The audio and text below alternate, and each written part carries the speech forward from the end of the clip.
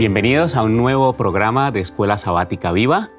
En esta ocasión tenemos un nuevo equipo porque empezamos un nuevo trimestre. Estamos en el tercer trimestre y el equipo que me acompaña hoy, estoy muy contento de estar con ellos.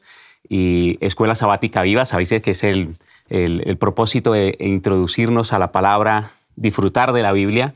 Y tenemos un tema muy especial porque tenemos uno de los evangelios. Tenemos el evangelio de Marcos.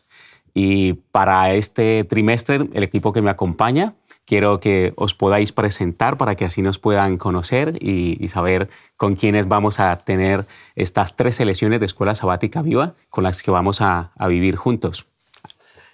Soy Miguel Ángel Roch, soy un pastor jubilado, aunque durante este trimestre voy a estar en activo en estos programas de Escuela Sabática.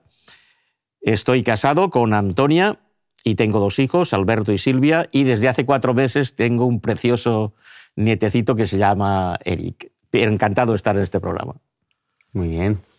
Bueno, mi nombre es Evelyn, vivo en España hace 22 años y vengo de la ciudad de Alicante, vivo en Alicante, vivo con mi esposo Cristian. Bueno, como les decía antes, no sé si decir a qué me dedico porque a la gente no le gusta mucho pero bueno, soy dentista, soy odontóloga. Igual que Miguel Ángel y que vos, Diego, estoy muy feliz de poder hacer este viaje juntos, de poder imbuirnos en la vida de Jesús, en la historia de Jesús, que al final siempre termina siendo nuestra historia. Muy bien. Y quien les habla, Diego Angulo, soy pastor también. Tengo el placer de servir aquí en la Unión Adventista Española y también muy contento de estar aquí en Escuela Sabática Viva, ese viaje al cual nos vamos a embarcar y el que vamos a empezar hoy con la primera lección que tenemos para este trimestre y esperamos que todos los que nos acompañan podamos disfrutar de Escuela Sabática Viva. Evelyn, no es una profesión difícil, dibuja sonrisas. Las sonrisas son de lo que mejor y vamos a aprenderlo mucho más ahora también con Jesús. Y Miguel, el ser pastor también, la sonrisa de la buena noticia, claro, es lo mejor que puede existir. Pero para empezar el viaje, ¿os parece que podamos invitar a Jesús, que es el dueño de este viaje, y podamos orar antes de hacer la introducción al Evangelio de Marcos? ¿Parece? ¿Oramos? Muy bien. Oremos. Querido Señor y buen Dios, queremos darte gracias en este momento por tu palabra. Gracias por invitarnos a este viaje. Y queremos, Señor, que todos nos podamos sentir bienvenidos al viaje de la vida en Cristo Jesús. Y que nos acompañes para que lo que vamos a disfrutar aquí también, Señor, todas las personas que escuchen puedan también disfrutarlo, porque es un viaje para vivir contigo por la eternidad. En el nombre de Jesús lo pedimos y lo agradecemos. Amén. Amén. Muy bien. Así que empezamos el viaje. Adelante. Y el título de esta semana es El comienzo del Evangelio. Y tenemos un libro, tenemos el Evangelio, pero cuando tenemos un libro, una de las primeras preguntas que hacemos es el autor. ¿Quién lo escribió? Así que, ¿quién podría responder a esta pregunta? Lo voy a decir rápidamente. El autor es Marcos. Pero claro, diciendo esto tampoco descubro nada. Pero yo creo intuir un poco el sentido de tu pregunta. Y es que no es tan sencillo decir quién escribió el Evangelio por el Evangelio mismo, porque el Evangelio no lo dice. Ni lo dice de Marcos, ni lo dice de ningún otro evangelio. Así como, por ejemplo, sí que en la mayor parte de epístolas de Pablo él dice que es el autor, o Juan dice que es el autor de Apocalipsis, no ocurre así con el evangelio, o con los evangelios. Es verdad que en los evangelios aparece el título de Evangelio según San Marcos, o la buena noticia según Marcos o según Lucas, pero esos son títulos que vinieron después. No obstante, sabemos que fue Marcos porque hay una tradición muy importante que lo dice y también por algunos detalles internos que ahora podremos ver. Bien, la tradición dice que lo escribió él contando un poco las impresiones de uno que sí que fue apóstol y un apóstol no cualquiera, que fue Pedro. Por ejemplo, Eusebio de Cesarea, citando a Papías, él dice que Pablo escribió el Evangelio de Marcos, su Evangelio, contando un poco las impresiones de Pedro. Evidentemente, el Evangelio de Marcos no es únicamente las impresiones de Pedro. Marcos es un autor que además se informa, que además él recibe otras informaciones y con ella lo contó. Bueno, después hay también un prólogo antimarcionita, que era contra Marción, que también dice lo mismo, ¿no? Que él fue el que lo escribió, pero contando cosas que Pedro le había dicho. Y de verdad que hay muchos detalles que evidencian, primero, que es un testigo ocular de muchas cosas. Por ejemplo, cuando en Marcos 1:40 dice que aquel leproso hincó la rodilla para hablar. Ese de hincar la rodilla no lo dice nadie más que él. Él se fijó. O, por ejemplo, cuando dice que abrieron un boquete en el techo a aquellos que llevaban al paralítico. Solo lo dice él. O, por ejemplo, cuando dice que en la alimentación de los 5.000 que había hierba en el lugar, hierba verde, tampoco lo dicen los demás. Juan dice que había mucha hierba, pero él precisa que la hierba era verde. Por lo tanto, y podía decir muchos textos, es alguien que fue testigo ocular de muchas cosas. Por lo tanto, no solo Pedro fue el que le informó. Ahora bien, es verdad que tiene relación con Pedro. Por ejemplo, cuando Pedro sale de la cárcel, ¿os acordáis de aquel episodio? A la primera casa donde va, lo podemos encontrar la casa de Juan en Marcos. Hechos 12, fue a la casa de Juan Marcos, porque lo conocía. Y Pedro le llama a su hijo, en 1 Pedro 5:13, a Marcos. Y también es verdad que en los hechos en donde Pedro pudo ser testigo, lo cuenta con más detalle. Os digo simplemente un ejemplo. En Marcos 11, hablando ¿se acuerdan del episodio ese de la higuera, que Jesús quería comer y fue allí y se acercó, ¿verdad? Y no encontró nada y maldijo aquella higuera. Que eso me imagino que en la lección correspondiente lo veremos. Pues dice, sin embargo, en Marcos 11:21, leo el 20, dice, y pasando por la mañana vieron que la higuera se había secado desde las raíces. Entonces Pedro, acercándose, le dijo, Maestro, mira, la higuera que maldijiste se ha acercado. Solo Marcos dice que Pedro fue el que fue a decirle eso. Bueno, se nota, ¿no?, que los hechos de Pedro, Marcos los cuenta de una manera especial. Pero a mí me llama la atención una cosa, que cuando todos los discípulos abandonan a Jesús, dice el texto de Marcos 14:51, que había un joven que le seguía envuelto con una sábana blanca, ¿no? El misterio de esa persona, que no se sabe quién es, y que, viéndose en dificultad, se va. Y entonces y lo deja allí abandonado. Pues justo 2 versículos después dice que Pedro seguía también a Jesús de lejos, igual que el joven. Yo creo que son 2 detalles que identifican a Marcos como autor del Evangelio. Muy bien. Es interesante pues, que la Biblia nos dé esos detalles y saber un poco del autor de este Evangelio. Y metiéndonos un poco con el autor debe tener una trayectoria. El autor algo ha pasado más en su vida, ¿no? Ya tenemos los detalles que el Evangelio nos da acerca de que él es el escritor, pero Evelyn, la trayectoria de Marcos, Juan Marcos, ¿qué nos podrías contar un poco acerca de la vida de este personaje? La trayectoria de Juan Marcos es como la de cualquier cristiano, un viaje, literalmente, de nuevo. La Biblia me gusta porque te cuenta historias reales. La Biblia nunca nos endulza las historias. No nos habla de superhéroes que hicieron todo bien, sino de gente que tuvo fracasos, gente que se equivocó, pero gente que en Dios, algunos, se pudieron levantar y pudieron seguir. Y Marcos es una de estas personas. La historia de Marcos empieza siendo un fracasado. Marcos no empieza bien si lo pensamos. Marcos fue un cobarde, Marcos se escapó. Por ejemplo, se cree, como nos contaba Miguel Ángel, el joven de la sábana blanca fue él, y cuando a Jesús lo van a apresar, todos lo abandonan, incluido Juan Marcos. O, por ejemplo, cuando empieza su ministerio, que lo invitan Bernabé y Pablo a una ciudad, Pinfilia, no me acuerdo del nombre. ¿Qué hace él cuando llega a esa ciudad? Era una ciudad peligrosa, era una ciudad difícil. Se vuelve a su casa, vuelve a Jerusalén, los abandona en el medio del trayecto, del viaje, de todo, los deja, ¿no? Y entonces fue una persona que inicialmente se comportó como un cobarde y como un miedoso.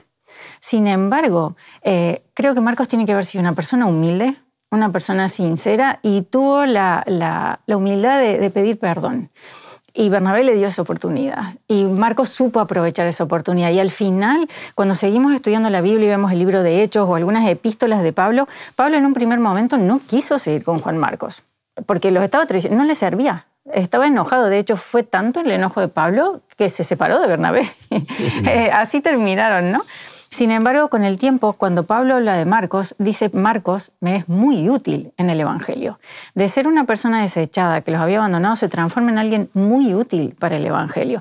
Lo podemos leer en la primera epístola de Timoteo, en el libro de Filemón.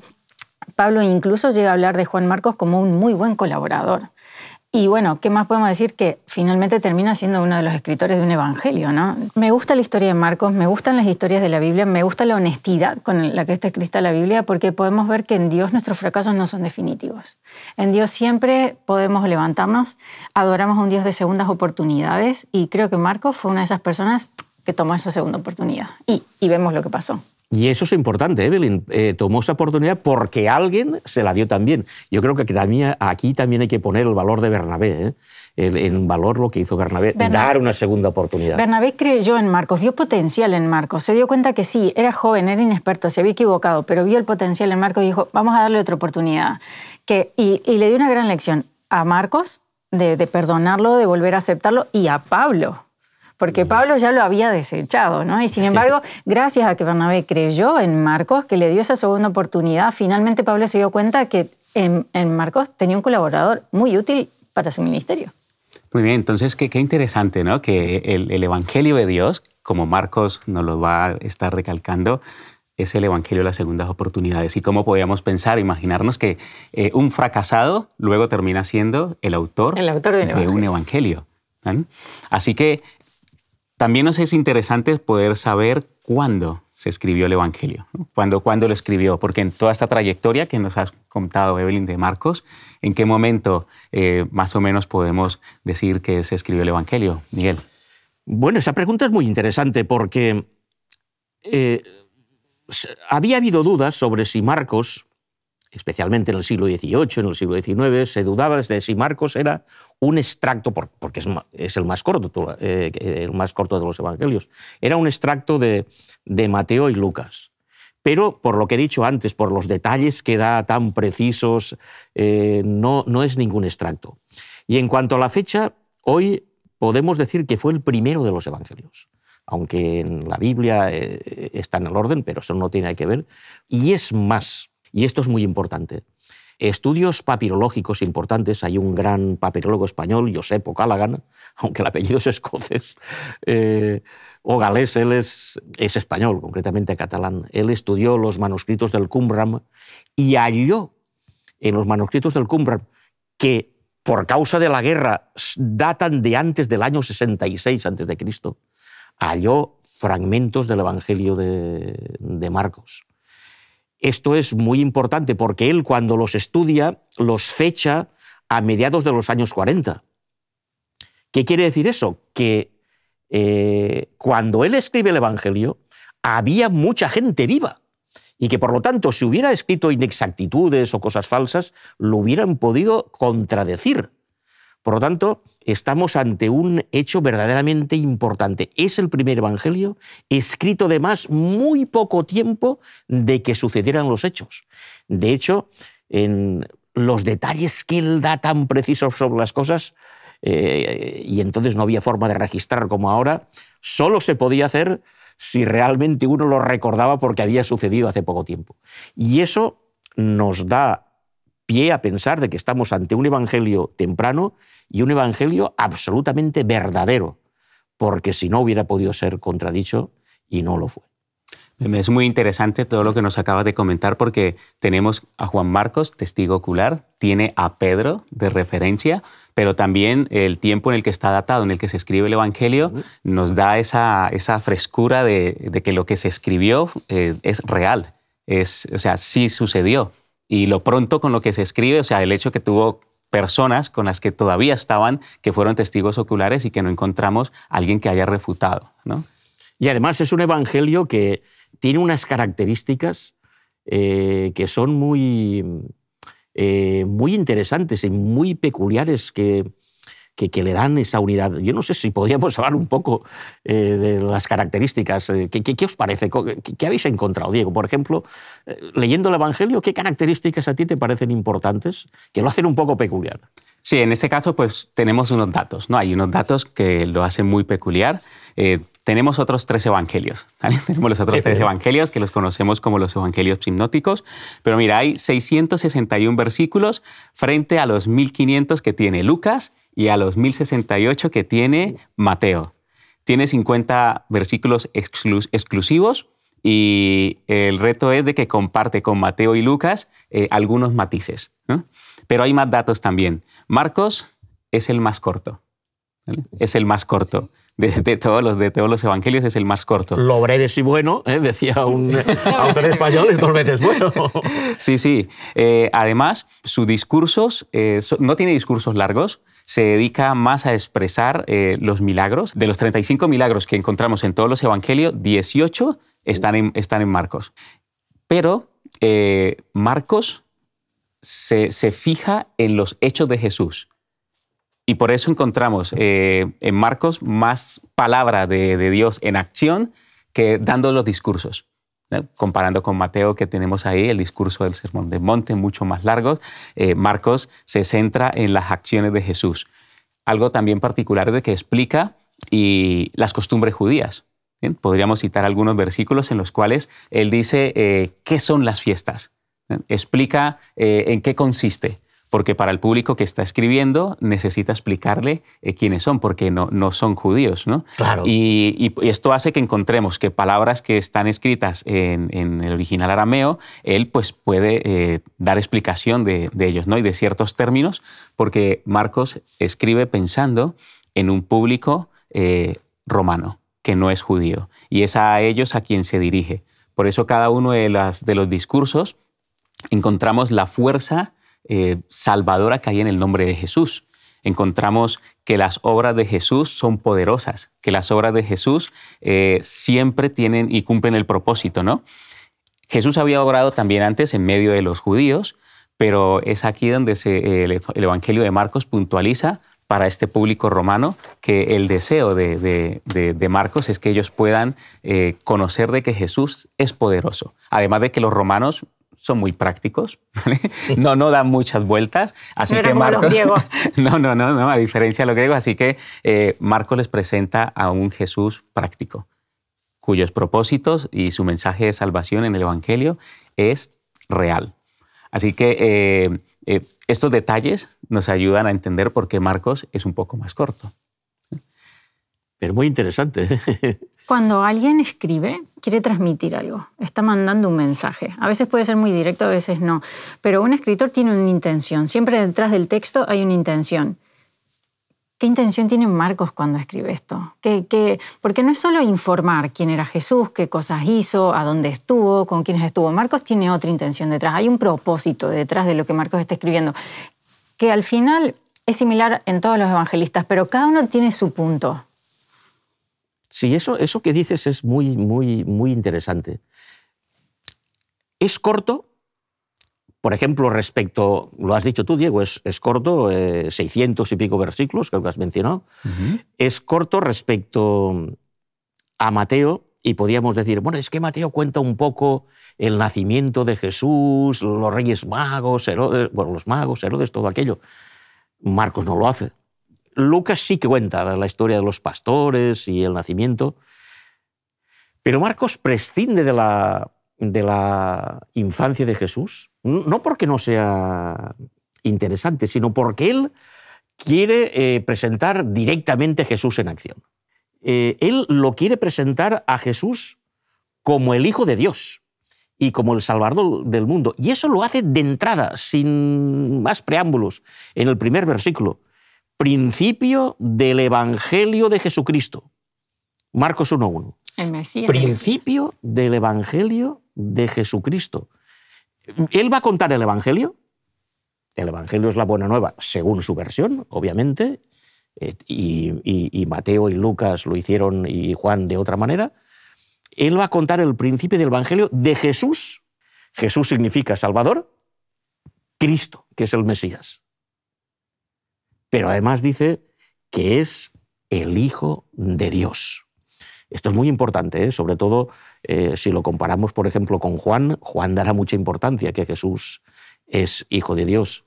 Él dirá al final del Evangelio, todas estas cosas se han escrito para que creáis que Jesucristo es el Hijo de Dios. Bueno, pues Marcos es el único de los 4 evangelios que empieza diciendo que va a contar el Evangelio, es decir, la buena nueva, tal como la contó Jesucristo el Mesías, el Hijo de Dios. Y ese Jesús va a predicar ¿qué buena nueva? Pues va a predicar la buena nueva de Dios. Dice en el versículo 14, después de que Juan, el Bautista se refiere, fue encarcelado, Jesús vino a Galilea predicando, y aquí fíjense, no dice, en la versión que tengo yo de la Reina Valera, dice predicando el reino de Dios, el evangelio del reino de Dios. Literalmente dice predicando el evangelio de Dios. Así lo dicen los manuscritos mejores, y es verdad que algunos manuscritos sí que dicen el evangelio del reino de Dios, pero verdaderamente vino predicando el evangelio de Dios. ¿Y qué pasa? Que si comparamos Juan 1,14, el evangelio de Dios, y Juan 1,1, el evangelio de Jesucristo, pues vemos que coinciden. El evangelio de Dios es el mismo que el evangelio de Jesucristo. ¿Y en qué consiste? Pues consiste en ser conscientes de que el reino de Dios se ha acercado, de que hay que arrepentirse, es decir, ser sensibles a su mensaje, y hay que creer en el evangelio, un evangelio de salvación, porque el evangelio es ante todo salvación. Esa salvación Jesús la va a aportar en tanto que Hijo de Dios. Y en el bautismo, la Trinidad entera certifica que Jesús es Hijo de Dios, y eso aparece al principio. Y a mí me parece importante también al final, supongo que en otra lección lo veremos, cuando al final está en la cruz y expira, uno de esos romanos que tú decías, Diego, que para los cuales en gran parte va dedicado el Evangelio, que era el centurión que había visto todo el proceso, él dice verdaderamente, este era Hijo de Dios. El centurión romano reconoció el poder salvador del Evangelio en el Jesús humano, porque dijo, este hombre era Hijo de Dios, y el Jesús divino. Pues ese es el Jesús, Evelyn, que nos presenta el Evangelio de Marcos. También una cosa que me gusta del Evangelio de Marcos es que Marcos da, hemos dicho ya, detalles. Marcos da detalles bonitos de Jesús. Marcos habla de miradas, gestos, sentimientos de Jesús. Jesús estaba cansado, Jesús los volvió a mirar, ¿no? Creo que es muy espontáneo en su escritura, ¿no? Me gusta eso.